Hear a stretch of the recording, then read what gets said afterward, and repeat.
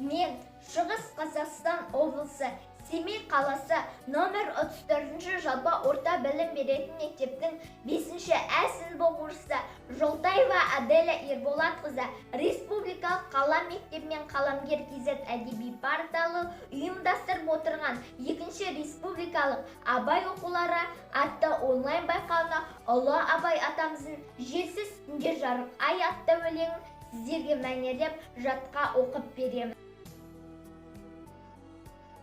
Желсіз түнде жарық ай, сәулесі суда дірдеп, ауылдың жаны терең сай, тасыған өзен күрлеп, қалың ағаш жапырағы сыбырласып өзді-өзі, көрінбей жердің топырағы, құлпырған жасыл жер жүзі, тау жаңғыры бән қосып, үрген итпен айтаққа, келмеп пе еді жол тосып, жолығуға аулаққа, таймаңдамай тамылжып, бір суынып, бір ысып, демала алмай дамылқып, елең қағып бос шошып, сөз айта алмай бөгеліп, дүрсіл қағып жүрегі, тұрбап па еді сүйеніп, тамаққа кіріп, егі.